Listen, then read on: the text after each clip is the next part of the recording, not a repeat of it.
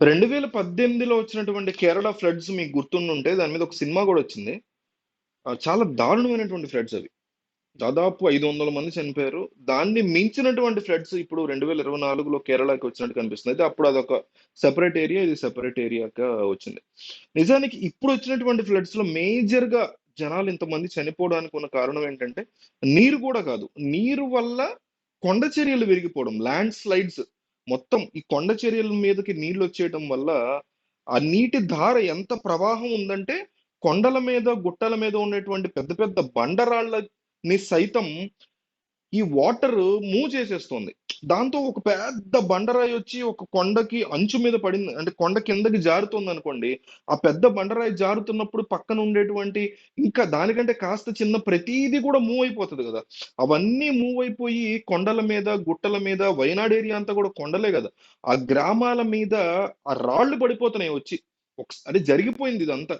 ఆ ఫ్లడ్ రావటం, ఓ పక్క వాటర్ వస్తుందని కంగారు పడుతుంటే ఈ పెద్ద పెద్ద పెద్ద పెద్ద టన్నుల టన్నుల కేజీలు ఉన్న బండరాళ్ళు, బరువున్న బండరాళ్ళు, టన్నుల బరువున్న బండరాళ్ళు అట్లా పడిపోతూ ఉంటే దాంతో పాటు మిగతా బండరాళ్ళు అన్ని కూడా అట్లా వచ్చేస్తే ఎంత పెద్ద విధ్వంసం అంటే 4 గ్రామాలు, ఒక 4 విలేజెస్ కంప్లీట్ గా తుడిచిపెట్టిపోయినాయి. అసలు ఆ విలేజెస్ లేవు ఇప్పుడు. కంప్లీట్ గా విలేజెస్ లో ఉన్నటువంటి జనాభా మొత్తం ఖాళీ చేసి, లక్షలాది మంది ఖాళీ చేసి వెళ్ళిపోయారు. 1000 మంది వరకు ఇప్పుడు కనిపించట్లా. అసలు వాళ్ళు బతికున్నారో చచ్చిపోయారో తెలియట్లేదు. 150 మంది శవాలు మాత్రం దొరికాయి. 150 శవాలు. ఈ 1000 మందిలో 600 మంది కార్మికులు, వేరే వేరే ప్రాంతాల నుంచి వచ్చి వయనాడులో పనిచేస్తున్న కార్మికులు, వేరే వేరే కంట్రీస్ టూరిస్టులు. ఇట్లా వీళ్ళందరూ కూడా. వయనాడ్ అంటే ఏంటి, మనకి ఒక నేచర్ యొక్క హెవెన్ లాగా చూస్తాం. నేను చాలాసార్లు వెళ్ళా వయనాడ్. ఇంత మంచి లొకేషన్స్, సీనిక్ బ్యూటీ ఇవన్నీ ఉంటాయి. అట్లా ఇప్పుడు జనరల్ గా దేశంలో ఏదైనా సంఘటనలు జరిగినప్పుడు కానీ, కేరళలో జరిగినప్పుడు కానీ భలే బాగా డీల్ చేశారే అంటూ ఉంటాం కదా. కన్సిడరబుల్లీ చూసుకుంటే దేశంలో ఉన్నటువంటి అనేక రాష్ట్రాలతో పోల్చుకుంటే ఈస్ట్ లో ఉన్నటువంటి కొన్ని కంట్రీస్ లో మనం ట్రాఫిక్ గురించి మాట్లాడుకుంటాం, చాలా బాగా డిసిప్లిన్ గా ఉంటారని. ఇక కేరళ గురించి చూసుకుంటే అనేక విషయాల్లో కాస్తంత బెటర్ లిటరసీ రేట్ ఉంది, ప్రభుత్వం అక్కడ బాగా పనిచేస్తుంది, లేకపోతే జనాలు డిమాండ్ చేస్తారు ప్రభుత్వాన్ని, ఈ టైప్ ఆఫ్ మాటలు ఉంటాయి. కానీ ఇంత ఐడియాలజీ ఉండి కూడా ఎందుకు ఇట్లా వీళ్ళు ఫెయిల్ అయ్యారు అంటే, గతం నుంచి కూడా సైంటిస్టులు చెప్తూనే ఉన్నారు.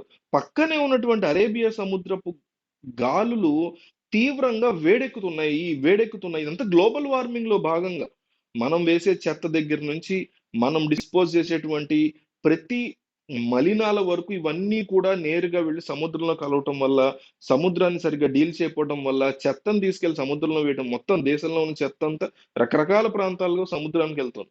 అది అట్లా అట్లా హీట్ ఎక్కి అట్లాగే ఎయిర్ పొల్యూషన్ బాగా హీట్ ఎక్కి అది నేరుగా నెమ్మదిగా, అంటే ఓవర్ ద ఇయర్స్ జరుగుతుంది ఇది. ఒక్కసారి జరిగేది కాదు. గత 30 ఏళ్లుగా 20 ఏళ్లుగా జరుగుతున్నటువంటి సిచ్యువేషన్స్.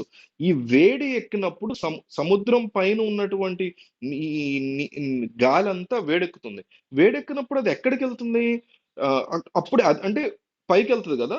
వెళ్ళినప్పుడు ఈ క్లౌడ్స్ ఇవన్నీ కూడా అక్కడ ఉంటాయి కదా. క్లౌడ్స్ ఈజీగా ఎవాపరేట్ అయిపోయేటువంటి సిచ్యువేషన్.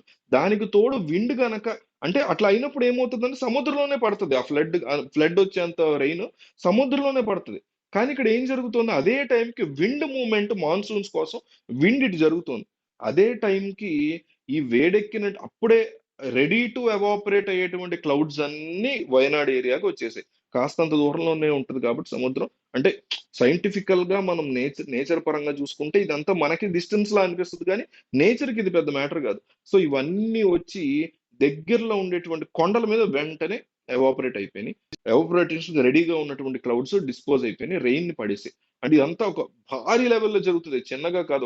ఒకటి రెండు మేఘాలు కాదు, కొన్ని లక్షల కోట్ల మేఘాల నుంచి జరిగేటువంటి అంశం కదా. అట్లా జరగడం వల్ల సడన్ రెయిన్ ఫాల్ రావటం, ఇవన్నీ కొండ చర్యల మీద పడటం, ఆ కొండలకు సంబంధించిన ల్యాండ్ స్లైడ్స్. ఇక్కడ ఫ్లడ్ కంటే ఎక్కువ ఇబ్బంది పెడుతుంది ఏంటంటే ఈ ల్యాండ్ స్లైడ్. ఇప్పుడు నేను ఉంటున్నటువంటి ఈ ప్లేస్ ఉంది, ఇది ఒక కొండ మీద ఉందనుకోండి. కొండ గుట్ట మీద నేను కట్టుకున్నటువంటి ఇల్లు. సడన్ గా వందల బండరాళ్ళు వచ్చి నా ఇంట్లోకి వచ్చేస్తే నేను బతుకుతానా, చచ్చిపోతా కదా. అవన్నీ వచ్చి మీద పడితే ఇంట్లో సామాను మొత్తం అట్లాగా ఊళ్ళు కొట్టుకెళ్ళిపోయినటువంటి పరిస్థితి. పోలీస్ స్టేషన్ లేదు, స్కూల్ లేదు, ఇది లేదు, అది లేదు. ఏ విధమైనది కూడా మిగిలినటువంటి పరిస్థితి. ఒక్కసారిగా ఆ డెస్ట్రాయ్, ఆ దారుణం అనేది జరిగింది. 1000 మంది ఇప్పటి వరకు ఏమయ్యారో కనిపించినటువంటి పరిస్థితి. అంటే ఇక్కడ ఇక్కడ నాకు బండరాయి పడితే ఆ ఫ్లడ్ వాటర్‌లో నేను కొట్టుకెళ్తే 30 కిలోమీటర్ల అవతల నా శవం తేలిందంట. అంత దారుణమైనటువంటి ఫ్లడ్ అనేది ఈరోజు కేరళలో నడుస్తోంది, జరుగుతోంది. దీని అంతటికి గూడా కారణం ఈ సముద్రపు గాలులు వేడెక్కడమే. ఇదే గ్లోబల్ వార్మింగ్ అంటే మనం ఏదో టీవీలో చూసి ఎవరో పిల్ల అరిచిందనో దాని గురించి ఏదో అంశాలు మాట్లాడుకుంటాం తప్ప, గ్లోబల్ వార్మింగ్ అంటే ఇదే. ఇంతకు మించి ఇంకేం జరుగుతది? ఇట్లా ఇది ఇక భారీ, భారీ, భారీ లెవెల్స్‌లో రిపిటీటివ్‌గా నార్మల్‌గా ఎవ్రీ మంత్ మాన్సూన్స్ ఎట్లా వస్తాయి, ఇక మీద ఎవ్రీ ఎవ్రీ 5 ఇయర్స్‌కో, 2 ఇయర్స్‌కో ఫ్లడ్స్ రావడం స్టార్ట్ అవుతాయి. ఈసారి కేరళకొస్తే, ఇంకోసారి ఇంకొకళ్ళకొస్తాయి, ఇంకొకళ్ళకొస్తే తమిళనాడు ఎప్పుడు వస్తూ ఉంటాయి. మన రాష్ట్రంలో గూడా వస్తూ ఉంటాయి. ఇట్లా ఇదే గ్లోబల్ వార్మింగ్ అంటే, ఇదే ప్రపంచాన్ని, ఈ ప్లానెట్‌ని మనం వేడెక్కించేసి నాశనం చేయడం అంటే ఇదే మరి.